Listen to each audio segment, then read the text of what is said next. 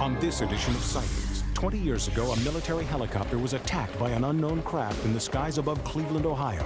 It didn't have any wings, it didn't have any windows. After 2 decades, those involved still want answers. It didn't sink in that it was still a UFO. Then, did Alfred Hitchcock shoot his masterpiece of terror at a haunted location? It was disturbingly populated, and there was nobody there.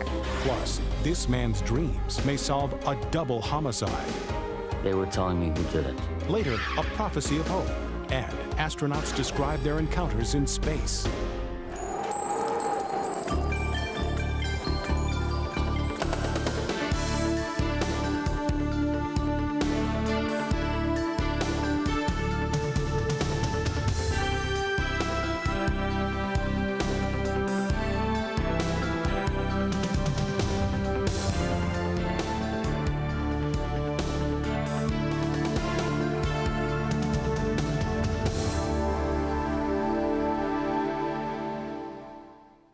Welcome to Sightings. I'm Tim White.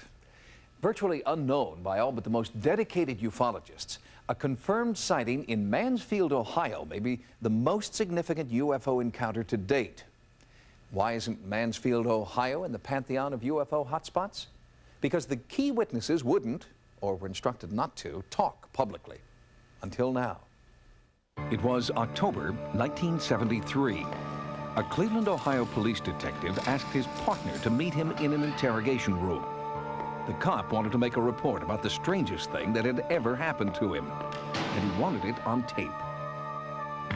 Today is October the 19th, 1973, and the time is approximately 2 p.m.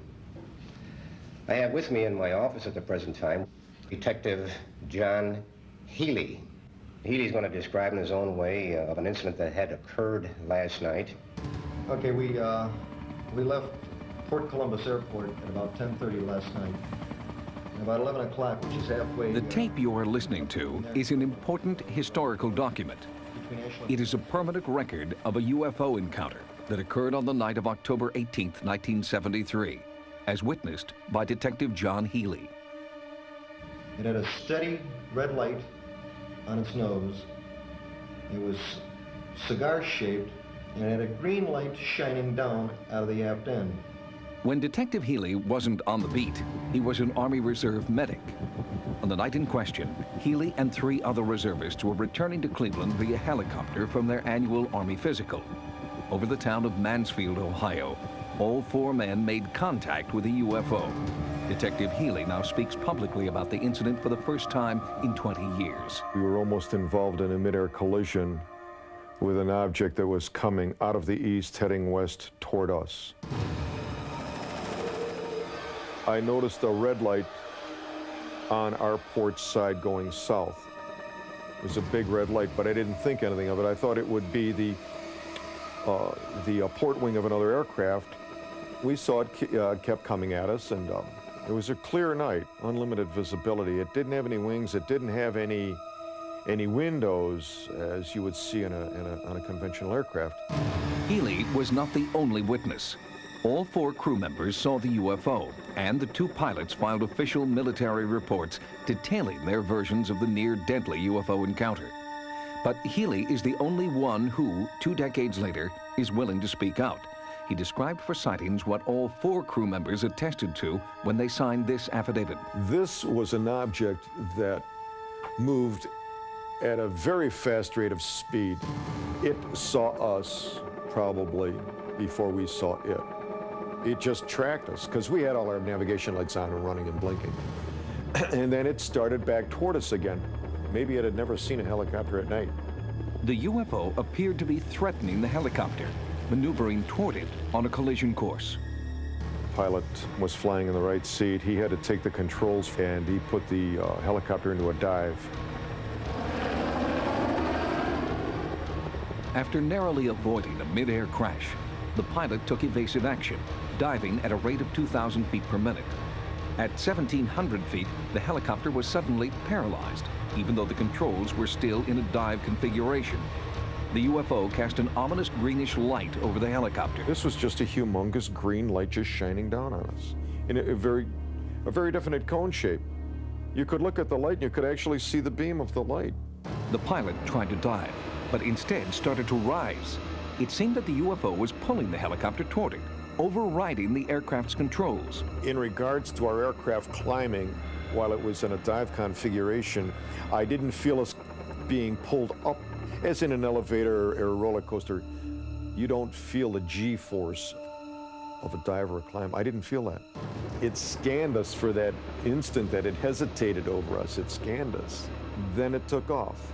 After the object went off to the west, the helicopter pilot noted that although he had been in a descent and his controls were in the configuration for a descent, the helicopter had actually risen to 3,800 feet. Jenny Zeidman was part of a research team from CUFOS, the Center for UFO Studies, that investigated the Mansfield encounter for more than 3 years. The interviews, military reports, and diagrams compiled by CUFOS make Mansfield one of the most well-documented UFO encounters ever. My analysis of this case showed that the object was under continual observation for 5 minutes, perhaps even more. Despite the impeccable credentials of the 4 military men, the Center for UFO Studies searched for ground eyewitnesses that could corroborate the sighting, and they found them. The DeLong family was driving on the outskirts of Mansfield when they saw a helicopter hovering in the wake of a UFO. The kids kept hollering. They wanted to stop. They wanted to stop. She finally stopped the car, and I jumped out. I remember the whole top of the sky was lit up a dull fluorescent green. I looked out, and the helicopter was just sitting there in midair with this object over it. And to be honest, it scared me. I was scared at that time. But it didn't sink in that it was still really something, a UFO. The DeLongs were interviewed 3 years after the fact by Warren Nicholson, director of the Civil Commission on Aerial Phenomena. He grilled the family about what they had seen. I was a little bit doubtful at first that maybe they had just read the story in the newspaper, but they knew things that hadn't been in the article. From the multiple interviews we had with them, you could tell that they were scared. This brought together 2 groups of witnesses. It established the exact location of the event. We were able to compute the flight path of the helicopter. Legendary UFO researcher Dr. J. Allen Hynek compiled sketches of the event drawn by the flight crew and conducted in-depth interviews about every aspect of the encounter. At the same time, the military was conducting their own investigation. They ruled the incident a near miss with an unidentified craft. Their findings were inconclusive in large part because the radio transmissions between the helicopter and the tower had mysteriously disappeared. Was the tape erased to cover up the encounter? Or could the UFO have intentionally obliterated the transmission? Coincidentally, many other onboard instruments continued to malfunction weeks, even years after the incident. The aircraft number was 15444. That was the aircraft we were in that night. She was never any good after that. She was the hangar queen after that. They could, the radios would never work right, navigation instruments, nothing. The skeptics immediately came up with the idea that this was a meteor. Well, there's no way this could have been a meteor. It lasted for 5 minutes. No meteor takes 5 minutes to cross the sky from horizon to horizon. As far as I'm concerned, the case will not be concluded until we have identified this object. But after 21 years, the trail is growing cold. The Mansfield UFO will never be investigated by our military the way Detective Healy once took for granted that it would be. Quite something. Anything further comes along, I'd just be interested in knowing. Oh, no problem. We've got a reserve meeting the 3rd of November, and if nothing else, I'll find out how far the report's gone from there. Okay. Thanks ever so much. When Sightings continues, did Alfred Hitchcock know this movie location was haunted? He would always choose places that would have a mystique about them. Alfred Hitchcock was film's undisputed master of suspense. He created some of Hollywood's most memorable moments of terror. The shower scene in Psycho, the dizzying staircase in Vertigo, and the ominous ravens who perched atop a quaint schoolhouse in The Birds. Well, that schoolhouse wasn't a set. It was a real building in a real town. And the real family who lives there now believes that it's haunted. People come here to see this building because that movie somehow affects them. I don't know. Maybe it's the idea of nature finally getting back at human beings. It was sheer terror, created by the sheer genius of Alfred Hitchcock. He took a real schoolhouse in Bodega, California, and transformed it into a nightmare. But according to The Birds' leading lady, Tippi Hedren, Hitchcock chose the old schoolhouse for a reason. He would always choose places that were of interest and that would have a mystique about them. I mean, you looked at it up on that hill, and it was really quite almost a bit foreboding, but it was disturbingly populated, and there was nobody there. Today, the movie crew and their make-believe world are long gone. But some people believe that the inexplicable force that once drew Hitchcock here is still at work and stronger than ever. Oh, there are bumps on the wall, voices in the hallway, sounds on the stairs. Sometimes I hear a woman singing, or maybe it's a little girl, I don't know. The sounds of childhood have been heard in the schoolhouse since it was built in 1873, and not much in Bodega has changed since then. First thing we did, we'd get in lines out in front of the school and pledge allegiance to the flag.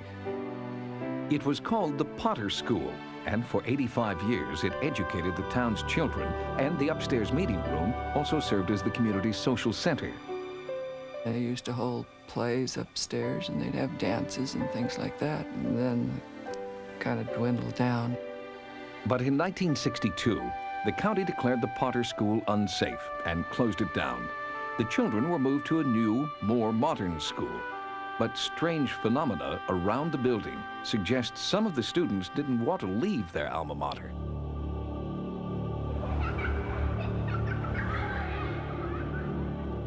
I was alone and was working at the typewriter. There was a slow rap on the kitchen door upstairs.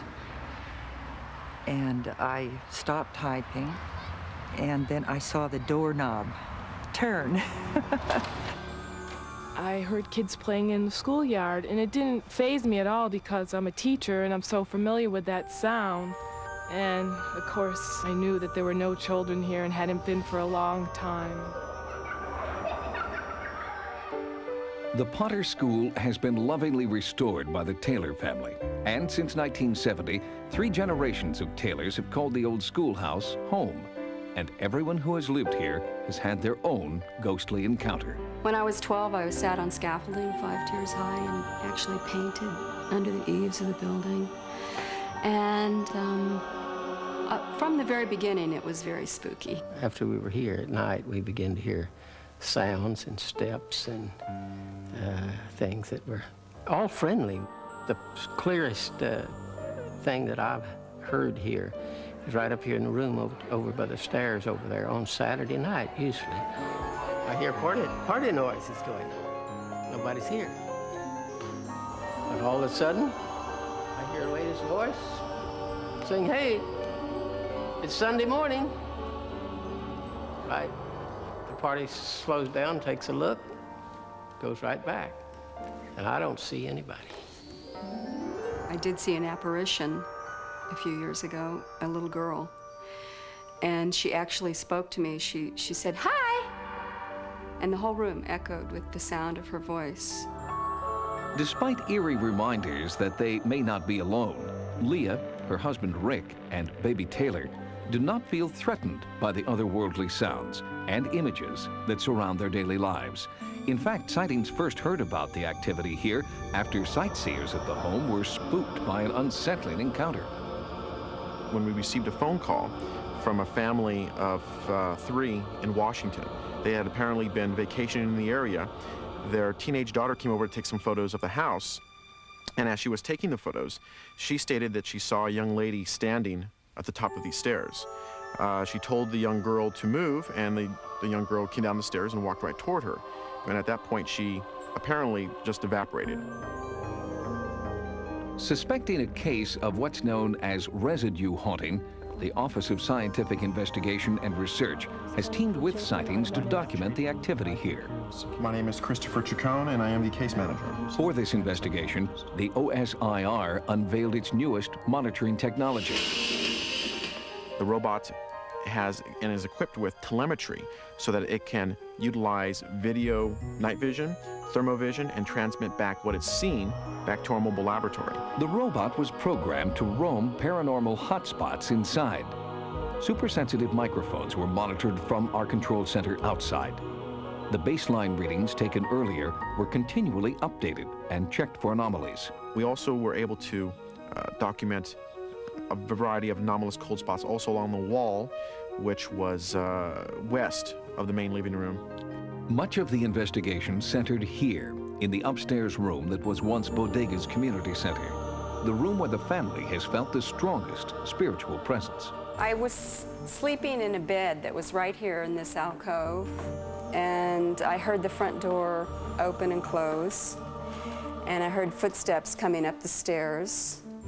And I looked at my dog, and the hair on her back was up, and there was a child's rocker right about here, and also a plastic beach ball, small plastic beach ball, and the child's rocker began to rock back and forth, and then the beach ball began to roll.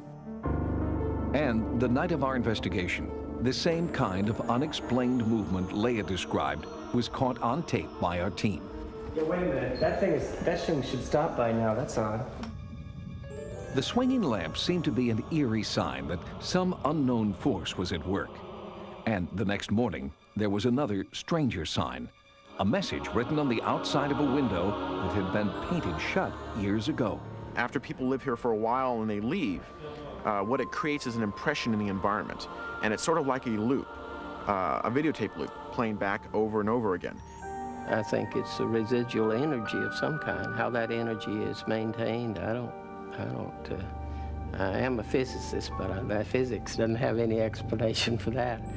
In a search for that explanation, Sightings and the OSIR continue to work with people in supposedly haunted houses in an ongoing investigation of residue haunting.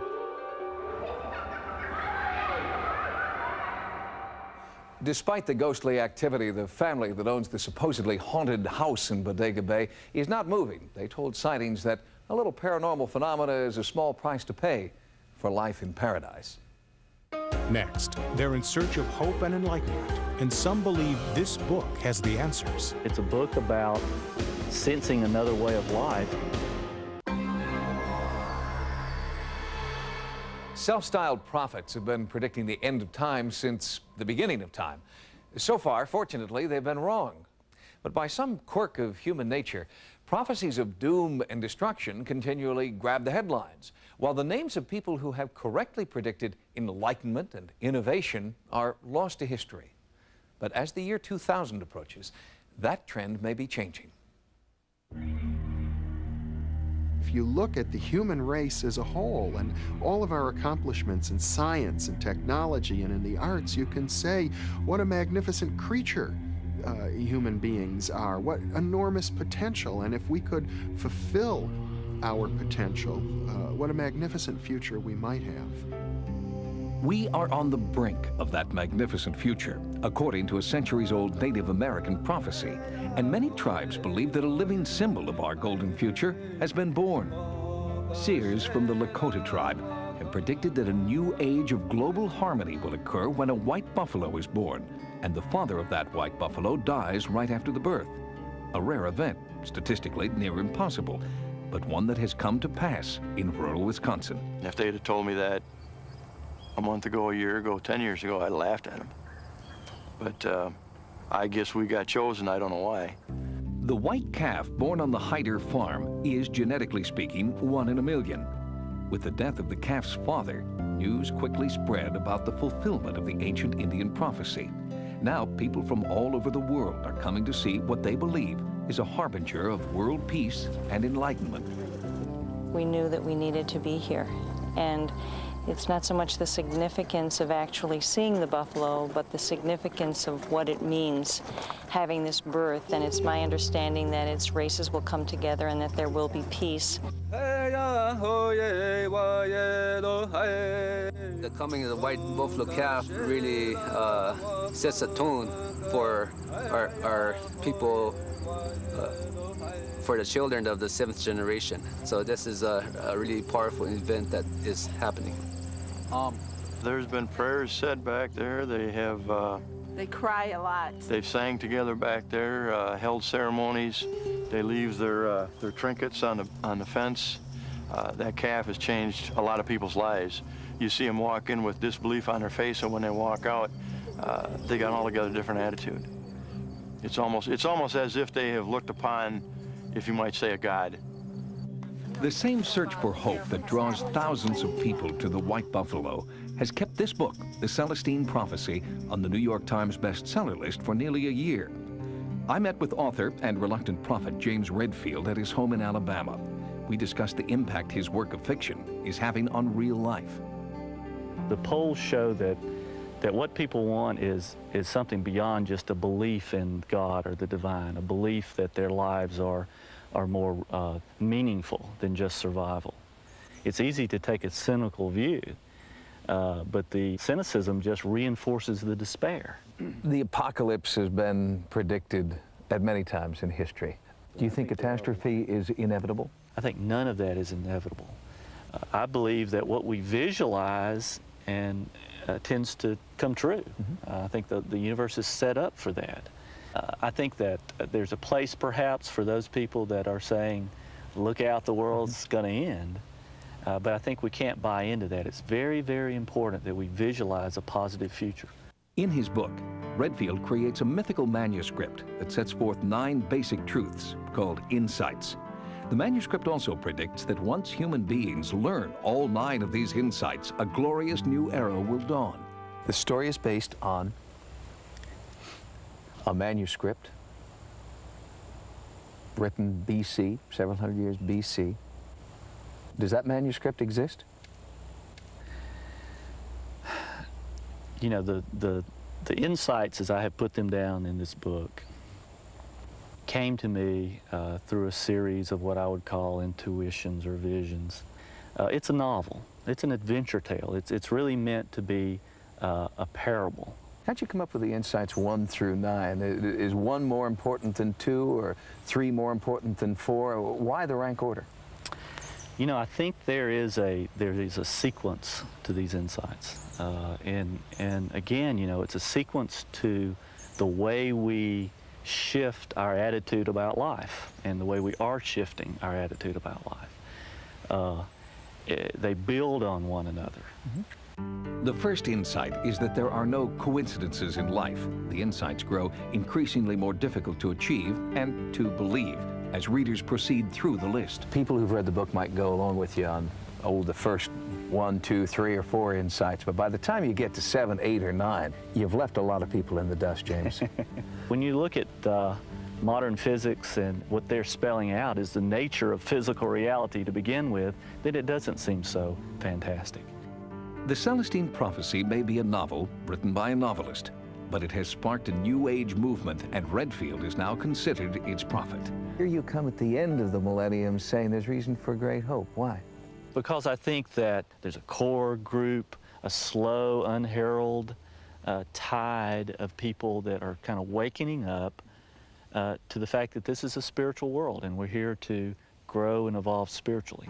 And the difference right now is that we don't want to just talk about this, we want to really try it, we want to do it. It is important to reiterate that the Celestine Prophecy is fiction.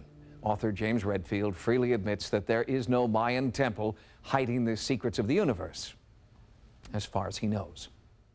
Next, 30 years ago, 2 young girls were murdered, and this man's dreams could lead police to the killer. Maybe the spirits of the dead girls are reaching out. Then, a psychic healer works miracles. Henry Rucker healed my eyes. And encounters in space. Everyone dreams, at least every 90 minutes while you're asleep, according to recent studies. Most of these dreams are never remembered, but recurring dreams are different. Images that replay in the unconscious mind over and over demand attention. So when one Chicago man had a recurring dream about murder, he knew it was time to call the police. In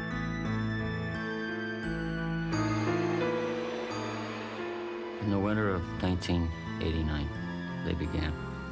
The first one, I woke up out of a sound sleep, and the girls were screaming. They were telling me who did it, who's responsible for it. The dreams continued from there. In December of 1957, 15-year-old Barbara Grimes and her 13-year-old sister Patricia left their South Side Chicago home to see Elvis Presley's first movie, Love Me Tender, for the 13th time. They never made it. A month later, their bodies were found near a rural road. Autopsies ruled that the sisters had died of exposure, and the case was closed. 32 years later, in 1989, the case was just opening for Charles Byerly.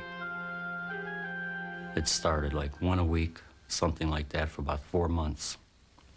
And they started coming in color. Charles was only 12 at the time of the girls' deaths and had no conscious memories of the event. I didn't know the girls. I didn't know any of the family. I never lived in their area. I didn't know anything about them. So when I found out about it, I was kind of shocked that it was true. Charles has several recurring dreams. In one, the last terrifying moments for the Grimes sisters are replayed in detail. One of the dreams that was in color, there was a green Buick, I believe 1953, something like that.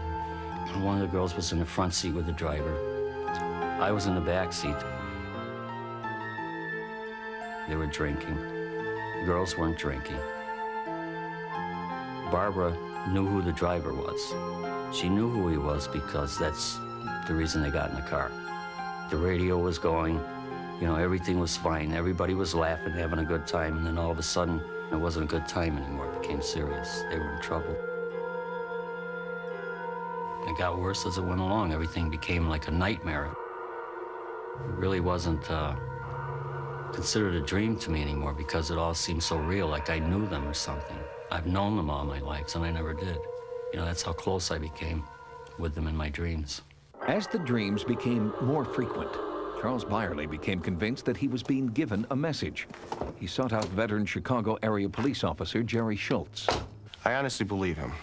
I have never been one to believe a dreamer before, but I honestly believe him.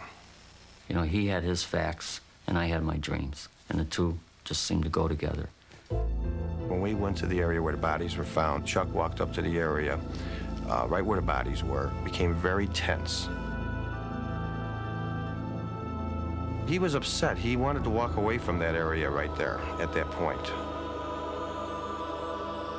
After looking at some pictures, I found out that this was the spot where the two Grimes sisters were found. This is one of several things that convinced me that his dreams, that there were in fact dreams and they could be very helpful in the case. I knew the spot because I saw the girls there in my dreams.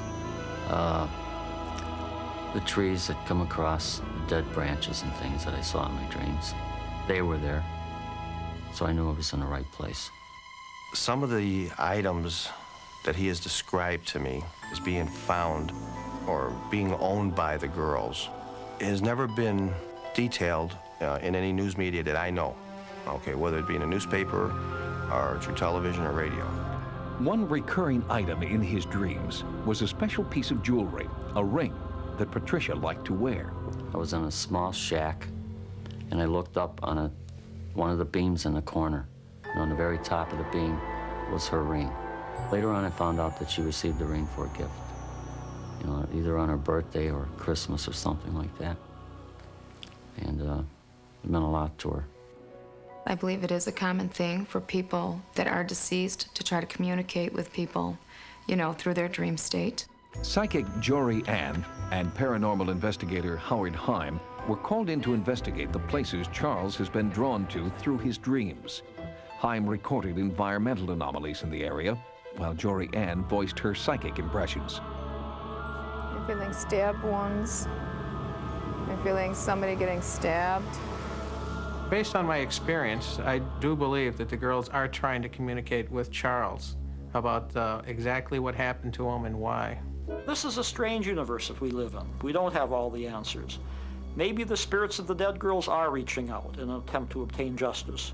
Or maybe the living relatives of the girls are unconsciously reaching out to this dreamer in an attempt to obtain justice. One night, I had a dream that Barbara was whispering in my ear, not to give up. Said, just keep looking. Your dreams, remember your dreams and everything. Everything's going to be okay. No one knows how Barbara and Patricia Grimes were killed, but Charles's dreams have provided new clues that could lead to a murderer. I would like to see the case reopened. The murderer or murderers are still out there if they haven't died yet. And that's one of the things that Chuck has brought to my attention, that the individual that is involved in this wants to confess. He wants to bring it out. He wants to clear his conscience before he dies. If the case is reopened, it would give legal credence to the idea that our subconscious somehow knows things that our conscious mind does not. For Charles Byerly, finding the killer would not only be a public triumph, but also a personal relief. Maybe the dreams will stop. I won't have to think about this anymore. Maybe they can rest in peace. If I'm still dreaming about them and they're still coming at me like this, maybe they're not resting at all. Maybe they want it solved. Officially, it's case closed for the 1957 deaths of 2 teenage girls in Chicago. But based on the information provided by Chuck Byerly, Detective Jerry Schultz is now trying to obtain a court order to reopen the case and exhume the bodies. We'll bring you the results of his efforts on a future episode. Coming up next, a psychic healer's gift. In medicine, if we were to give a drug and get this kind of response, it would be a miracle. Psychic, or spiritual healing, is the oldest of all medical practices. It was an essential part of the healer's art before drugs and vaccines and sophisticated technology replaced the simpler remedies. But now science is returning to the old ways because sometimes they're the only ones that work. Henry Rucker doesn't know why he has the power to heal some people, but he remembers having a special gift from an early age. I went to a hospital at 10 years old for a tonsillectomy. I woke up and I couldn't stay in my body. I'd find myself on the other side of the room looking at me, and it panicked me. And I thought I was dying or was dead. And I tried my best to stay in my body, and finally I dropped off to sleep. Author Joyce Elaine Knoll details Rucker's amazing healing powers in this book, considered the definitive text on African Americans with psychic powers. He has an ability to adjust people's energy fields or areas of blockage that a person has that is causing an illness and making them unwell. 30 years ago, Aisha Grice's doctors presented her with a fait accompli. She had an eye disease, retinitis pigmentosa, and was going to be blind. But then Aisha met Henry Rucker at a spiritual retreat. I got a healing from him and didn't realize it until I went back to the hospital for my regular checkup. So after he worked on me, then the doctors decide that they've made a mistake. I can see and I can drive, and I drive at night as a result of my contact with Henry Rucker. But can Rucker's psychic powers be proven scientifically? Henry, in 1 or 2 sessions with a patient, can do more than any psychiatrist or psychologist I've ever known in my life could do in weeks or months of therapy. Dr. C. Norman Shealy is a Harvard-trained neurosurgeon who has become increasingly disillusioned with conventional medicine. 85% of physicians are honest, caring individuals. Unfortunately, they have been brainwashed from the day they entered medical school. They mean well. They want to help people. They just forget that people are spiritual beings. They're not just machines. Henry Rucker has worked with Dr. Shealy and his patients on a regular basis since the two first met more than 20 years ago. December 19th, 1972. I went to Henry's office and I spent 3 hours for a 1-hour appointment. So he challenged me. He said, well, I understand that you're a psychic. Tell me about myself. Well, I told him about himself and his family. And I was impressed enough with Henry that I asked him to come up to my clinic to see how good he was at really intuitive diagnoses. And he was excellent. Rucker has reportedly healed hundreds of Dr. Sheely's patients. Sightings sent a team to the Sheely Institute in Missouri to see if we could document Rucker's healing power as he worked with 3 women suffering from chronic pain. Blood is drawn before the healing. Dr. Sheely believes that an increase in the level of a hormone called DHEA will indicate Rucker's level of success. People with deficiencies in DHEA have all the major illnesses, heart disease, diabetes, depression, you name it. If the DHEA goes up on these patients, any one of them, even 10% in such a short period of time, I will consider that a near miracle of healing, because DHEA really doesn't change significantly on a day-to-day basis. Very seldom have I worked on a person that didn't feel better in some way. I can hardly remember a time when that happened. For the most part, something happened every time I've made a healing effort. You have to keep in mind that my thing is a spiritual thing, and that I really don't have a personal control over what happens. Intuitively, I feel very strongly that these 3 people are going to be helped tremendously. Immediately after the healing sessions, blood was drawn again. After independent lab testing, Dr. Sheely shared the results with his patients. Amazingly, in each case, the level of DHEA increased substantially after Henry Rucker applied his healing technique. In medicine, if we were to give a drug and get this kind of response, it would be a miracle. I know of nothing that one could do, especially with a single shot, so to speak, in which you could raise DHEA 100% or 55%. So I think this is the most startling evidence of spiritual healing having a biochemical effect upon the body that one can imagine. I see this as a healing ministry. In my ministry, most of the people that I have sought to help have truly been helped, whether it be emotionally, whether it be a cessation of pain, and sometimes it was almost like a miracle. The DHEA tests conducted by Dr. Sheely only seem to confirm what patients have been saying about Henry Rucker for more than 25 years. Henry Rucker healed my eyes and didn't charge me a dime. I didn't get a bill in the mail. I got hugs and kisses when I told him that it worked. Results like those demonstrated by Henry Rucker have not gone unnoticed by the mainstream medical community. Recently, the National Institutes of Health announced a large-scale plan to study alternative therapies, including Tai Chi, Navajo healing, and the laying on of hands. Next, Russian and American astronauts describe bizarre encounters in space. I have seen a snake out there, 6, 7, 8 feet long. The Russian equivalent of Cape Canaveral is called Star City. Until recently, it was closed to outsiders and jealously guarded its outer space secrets. But in the wake of Glasnost, a Sightings investigative team was invited to Star City. And when we got there, the first cosmonaut we spoke with told us that he had just had an encounter with a UFO. Sightings went to investigate cosmonaut sightings of UFOs, sightings similar to those reported by American astronauts, but dismissed by American scientists. A lot of things we see on the picture from space are things we're used to seeing here in the control center down here in Houston. They're ordinary events that surround the spaceship. Pieces coming off, water dumps, pieces of ice, insulation. Just little pieces 10, maybe 20 feet away from the camera. But within the Soviet space program, cosmonauts insist that they have seen more than just floating scraps of space junk. I think that we are not alone in the universe. I believe that someone or something of extraterrestrial origin has visited Earth. In April of 1979, cosmonaut Viktor Afanasyev lifted off from Star City to dock with the Soviet Soyuz 6 space station. But while en route, something strange happened. cosmonaut Afanasiev saw an unidentified object turn toward his craft and begin tailing it through space. It followed us during half of our orbit.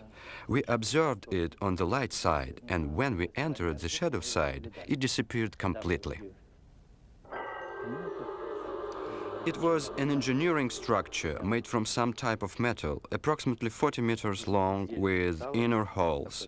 The object was narrow here and wider here, and inside there were openings. Some places had projections like small wings. The object stayed very close to us. We photographed it, and our photos showed it to be 23 to 28 meters away. In addition to photographing the UFO, Afanasiev continually reported back to Mission Control about the craft's size, its shape, and position. When the cosmonaut returned to Earth, he was debriefed, told never to reveal what he knew, and had his cameras and film confiscated. Those photos and his voice transmissions from space have never been released. It is only now, with the collapse of the Soviet Union, that Afanasiev feels he can safely tell his story. It is still classified as a UFO because we have yet to identify the object. Spaceflight itself broadens your horizons to the point which you kind of open up to possibilities. Dr. Story Musgrave is a veteran of 5 American shuttle missions who has seen and photographed several unidentified flying objects in space. Dr. Musgrave does not believe they are craft from another planet. On 2 of my missions, and I still don't have an answer, I have seen a snake out there, 6, 7, 8 feet long. It is rubbery because it has internal waves in it, and it follows you for a rather long period of time. The more you fly in space, the more you see an incredible amount of things out there, and that sort of brings to you really a certainty that other living creatures are out there.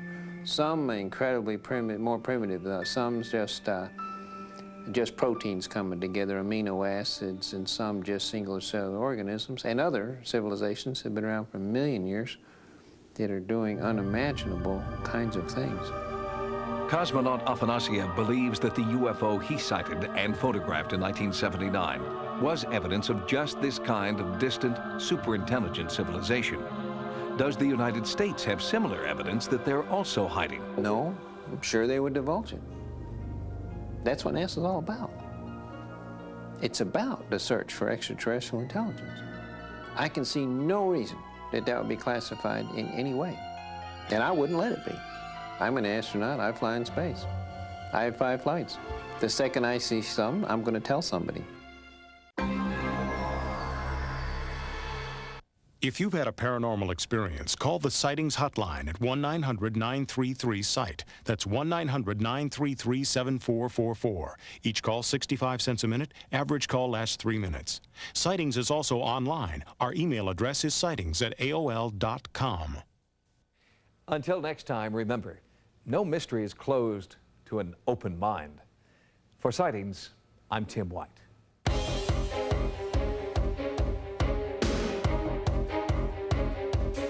Next on Sci-Fi, The Sentinel.